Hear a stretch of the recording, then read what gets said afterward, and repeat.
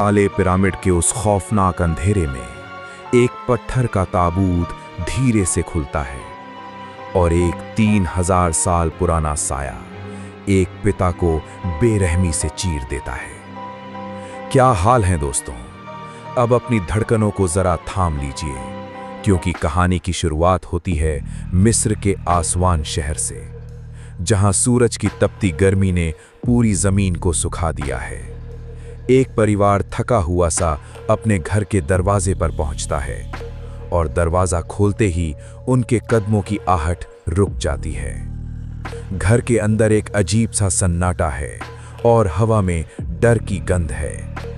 फर्श पर खून की कुछ ताज़ा बूंदें हैं जो आगे की तरफ जा रही हैं। उनका पालतू पक्षी जमीन पर पड़ा है और दर्द से तड़प रहा है। उसके पंख बुरी तरह से टूट चुके हैं और वो खून से लथपथ है। पिता अपनी पत्नी और बच्चों की तरफ देखता है और उन्हें पीछे रुकने का इशारा करता है।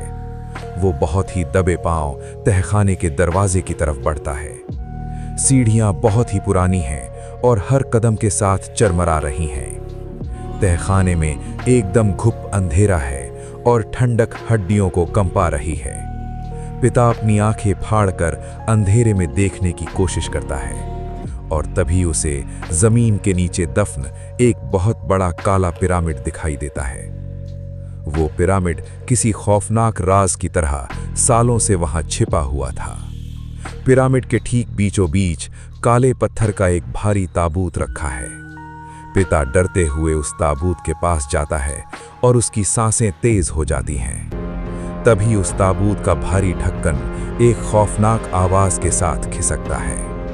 अंदर एक मम्मी का सूखा हुआ शरीर है जिसमें अचानक हलचल होने लगती है। पलक झपकते ही एक अनदेखी अलौकिक ताकत उस पिता को हवा में उठा लेती है। पिता की चीखें तहखाने में गूंजती हैं और वो साया उसे बेरहमी से मार डालता है। अब मैं आपको ले चल रहा हूं काहिरा शहर की एक सुबह में। यहाँ चार्ली अपनी गर्भवती पत्नी लारिसा और अपने 2 बच्चों के साथ रहता है। घर के अंदर का माहौल बहुत ही शांत है और बच्चे आपस में बात कर रहे हैं। केटी अपने भाई सेब से पिज़्ज़ा खाने की जिद कर रही है। सेब मुस्कुराते हुए कहता है कि उसे चीज़ बिल्कुल पसंद नहीं है। केटी चिढ़ते हुए जवाब देती है कि बिना चीज़ के पिज़्ज़ा होता ही नहीं। तभी चार्ली अपने हाथों में एक टूटी हुई गुड़िया लेकर आता है। वो उस गुड़िया को जोड़ने की पूरी कोशिश कर रहा है। सेब कहता है कि गुड़िया ठीक से नहीं जुड़ी है और ये बहुत अजीब लग रही है। चार्ली कहता है कि वो इसे जल्द ही अस्पताल ले जाकर ठीक कराएगा। तभी चार्ली का फोन बज उठता है और स्क्रीन पर बॉब का नाम चमकता है। चार्ली फोन उठाता है और बॉब उससे समय के बारे में पूछता है। चार्ली बताता है कि यहाँ दोपहर के 3 बजे हैं और बाहर बहुत तेज धूप है। इसी बीच घर के बाहर के बगीचे में एक अनजान औरत आकर खड़ी हो जाती है। ये वही औरत है जो आसमान के उस शापित घर से आई है। वो बहुत ही रहस्यमयी तरीके से केटी को अपनी तरफ बुलाती है। उसके चेहरे पर एक डरावनी मुस्कान है और उसके हाथ में एक कैंडी है। केटी उस रंग बिरंगी कैंडी को देखकर धीरे धीरे उस औरत की तरफ बढ़ती है। औरत खुद को लैला की माँ बताती है और पलक झपकते ही केटी को गायब कर देती है। चार्ली जैसे ही बाहर की तरफ देखता है, उसकी आंखों के सामने अंधेरा छा जाता है। वो पागलों की तरह बाहर की तरफ दौड़ता है और जोर जोर से केटी का नाम पुकारता है। तभी अचानक एक बहुत ही भयानक रेतीला तूफान वहां आ जाता है। हवा की रफ्तार इतनी तेज है कि चार्ली के कदम उखड़ने लगते हैं। रेत उसकी आंखों में चुभ रही है और उसे कुछ भी दिखाई नहीं दे रहा। वो अपने हाथों से चेहरा छुपाता है, पर तूफान हर चीज को निगल रहा है। केटी और वो डरावनी औरत उस धूल भरी आंधी में कहीं खो जाते हैं। चार्ली हार मानकर घुटनों के बल गिर पड़ता है और उसकी आंखों से आंसू बहने लगते हैं। अगले ही पल हम देखते हैं पुलिस स्टेशन का एक व्यस्त कमरा। यहाँ डेलिया जकी नाम की एक जासूस फोन पर किसी से बात कर रही है। वो एक आदमी को समझा रही है कि पुलिस बंदर पकड़ने नहीं आ सकती। फोन पर आदमी गुस्से में कहता है कि वो बंदर को कुएं में फेंक देगा। डेलिया फोन काट देती है। काम के लिए आई है और गुमशुदा लोगों को ढूंढना चाहती है। डेलिया बहुत ही ठंडे स्वर में बताती है कि उसने 27 सालों में क्या देखा है। उसने आज तक 193 गुमशुदा लोगों को ढूंढ निकाला है। लड़की खुश होकर कहती है कि ये तो बहुत अच्छी बात है, पर डेलिया की अगली बात लड़की के रोंगटे खड़े कर देती है। डेलिया बताती है कि उन सभी में से 190 लोग मर चुके थे। तभी चार्ली और लारिसा घबराए हुए पुलिस स्टेशन में दाखिल होते हैं। चार्ली के हाथ में केटी की तस्वीर है और उसके हाथ बुरी तरह कांप रहे हैं। वो डेलिया को तस्वीर दिखाता है और कहता है कि उसकी बेटी गायब है। डेलिया बहुत ध्यान से उनकी बात सुनती है और एक प्लास्टिक का पैकेट निकालती है। उस पैकेट में वही कैंडी का कागज है जो उस चुड़ैल ने केटी को दिया था। चार्ली उस कागज को देखकर चौंक जाता है और उसे कुछ समझ नहीं आता। अब समय का पहिया तेजी से घूमता है और पूरे 8 साल बीत चुके हैं। मैं आपको ले चल रहा हूं न्यू मैक्सिको के अल्बुकर्क शहर में। चार्ली और उसका परिवार अब लारिसा की बूढ़ी मां कार्मेन के घर में रह रहा है। वक्त ने उनके चेहरों पर बहुत गहरे और दर्दनाक निशान छोड़ दिए हैं। रात के खाने का समय है और सब लोग एक मेज के चारों तरफ बैठे हैं। चार्ली बहुत ही धीमी और भारी आवाज में ईश्वर से रहमत की दुआ मांगता है। वो बताता है कि उसे आने में देर हो गई क्योंकि हाईवे पर बहुत जाम था। उनका तीसरा बच्चा मॉड बहुत ही मासूमियत से सवाल पूछता है। डाइनिंग टेबल पर माहौल में एक अजीब सा तनाव और घुटन है। सेब अपनी मां लारिसा से यूरोप ट्रिप पर जाने की बात करता है। लारिसा तुरंत इस बात से इनकार कर देती है और उसका चेहरा सख्त हो जाता है। सेब गुस्से में अपनी कुर्सी से उठता है और कहता है कि वो केटी नहीं है। ये नाम सुनते ही पूरे कमरे में एक खौफनाक सन्नाटा छा जाता है। कोई भी एक शब्द नहीं बोलता और चार्ली की आंखें झुक जाती हैं। तभी आसमान के एक सुनसान रेगिस्तान में हवा चीरते हुए एक विमान नीचे गिरता है। विमान जमीन से टकराता है और हर तरफ आग और धुआं फैल जाता है। एक लड़का दूर खड़ा ये सब देख रहा है और वो डर के मारे कांपने लगता है। विमान के मलबे के बीच से एक बहुत पुराना पत्थर का ताबूत बाहर आता है। पुरातत्व विभाग के लोग वहां पहुंचते हैं और उस ताबूत को सावधानी से खोलते हैं। अंदर का नजारा देखकर उनकी सांसें उनके गले में ही अटक जाती हैं।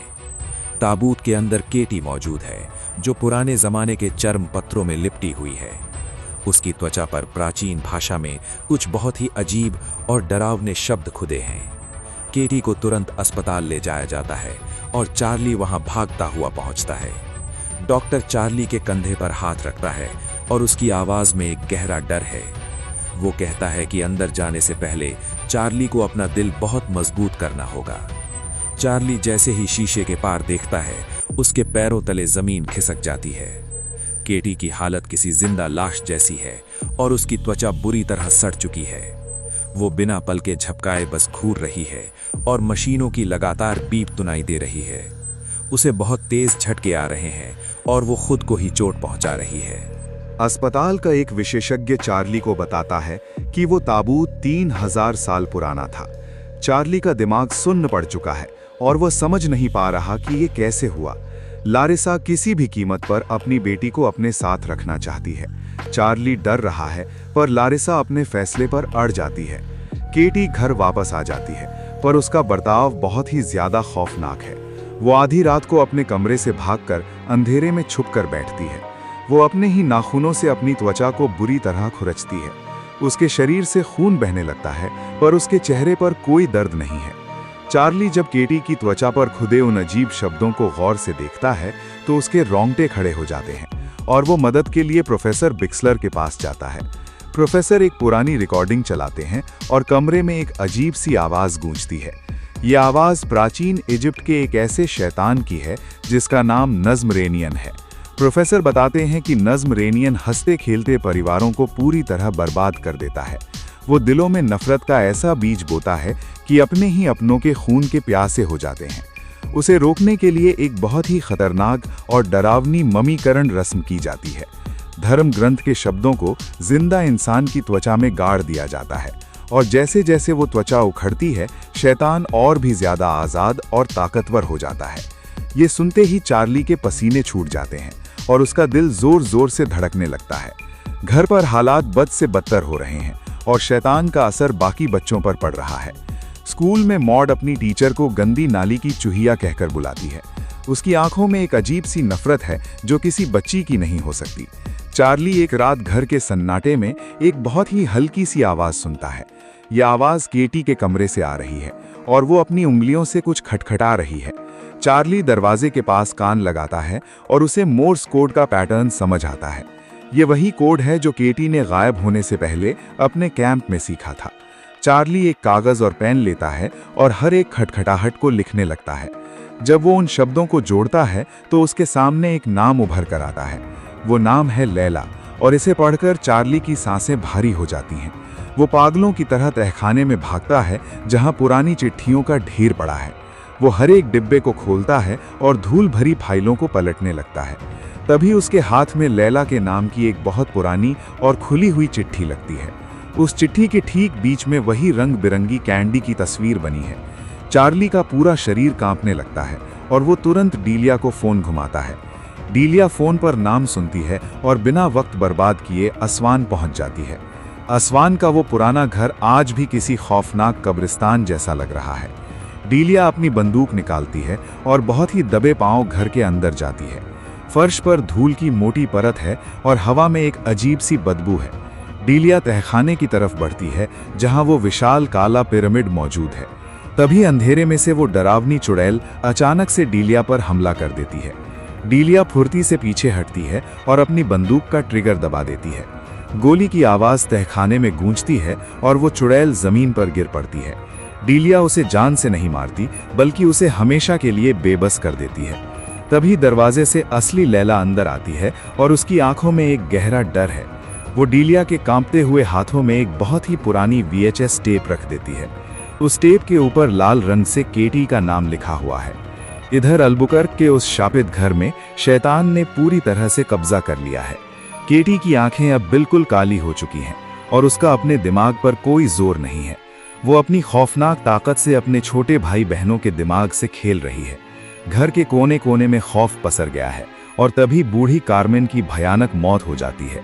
कार्मेन के अंतिम संस्कार के दिन कब्रिस्तान में काले बादल छाए हुए हैं।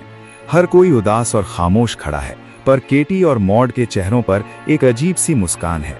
वो दोनों मिलकर वहां आए मेहमानों को अपनी डरावनी हरकतों से बुरी तरह डरा देती हैं। वो अपनी ही दादी के मृत शरीर के साथ कुछ ऐसा करती हैं जिसे देखकर सबकी रूह कांप जाती है। तभी डीलिया लंबी यात्रा करके अल्बुकर्क के उस शापित घर में पहुंचती है।